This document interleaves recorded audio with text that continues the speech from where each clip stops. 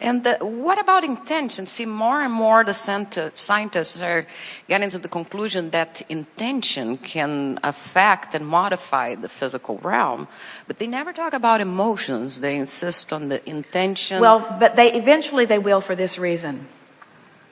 This is a wonderful discussion we're about to have, so just relax. This is really, really a wonderful new place. So it's going to feel like we're off the subject, but we're not. We're right on it. So just hang in there, and it will come around to what you're reaching for. So let's say that rather than scientists, economists are exploring the economic wherewithal of the planet.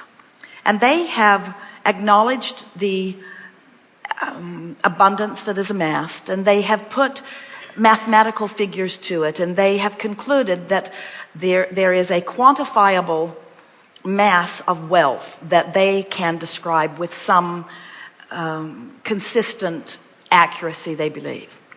So then they begin approaching this economic pie in terms of who should receive it, who should get pieces of it. And as they split the pie up, there's never enough to go around. And it causes all this feeling of greed and shortage, because they are only quantifying the manifested pile, while there is this whole vortex of creation. There's this whole vibrational pie that they aren't even taking into consideration as they are quantifying what's there.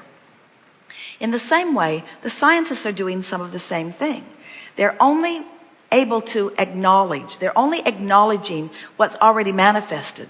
And until they are able to accept the reality of this pre-manifestation as something that is reality, then they will be dissatisfied in their discovery. Now take it a little further. Take it to where you were headed. And they accept that we are energy. They absolutely accept that. But they accept it as far as they see it in manifested form. Because they, as scientists, they have to keep the empirical methods prominent, or else they will no longer be scientists, they'll be whacked. But it is that what is itis that prevents them from exploring. In other words, it's the same thing that we talked about as we began here today. It's like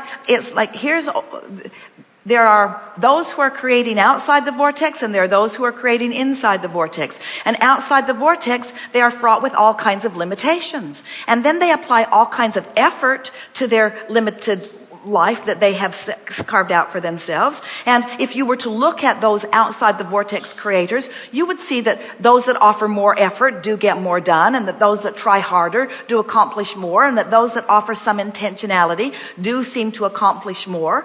But they're still the outside the vortex clump of creators. And the inside the vortex clump of creators are creating in a whole other range of creations, you see. You just can't get around it. You've got to come into this intention. Now, if we were standing in any of your physical shoes, our first intentionality would be to line up with the fullness of who we are, to be keenly aware of the emotions that we feel, so that the whole of us is setting forth the intention. And that's what we were talking about earlier when we were talking about the negative emotion, very specific, and then the negative getting more general, and then it being generally positive, and then getting more and more specifically positive.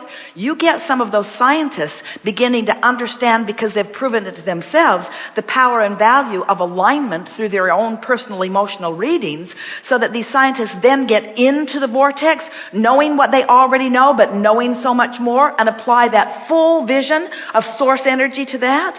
In other words, it would seem logical that someone like Esther, who is inside the vortex, could lead them, but they cannot hear her.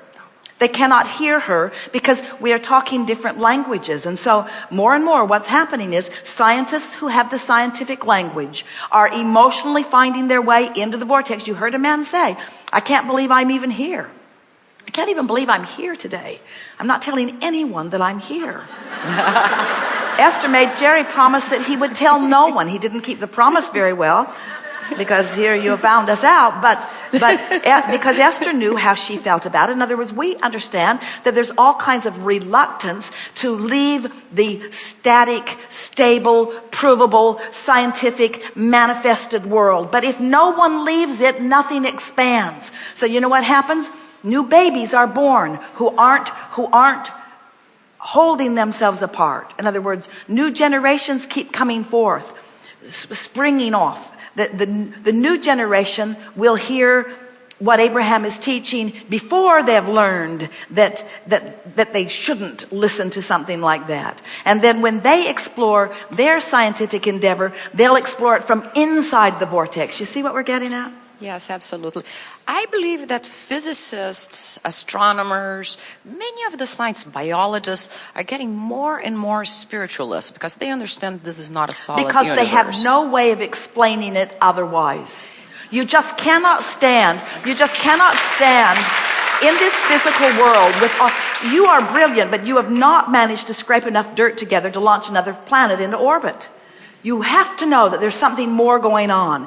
And when you start to personally feel connected to that more that's going on, that's when you discover your empowerment. And that's when you begin to apply yourself. And when you apply intentionality to that aligned connection, then things really begin to move in a wonderful way. Yes.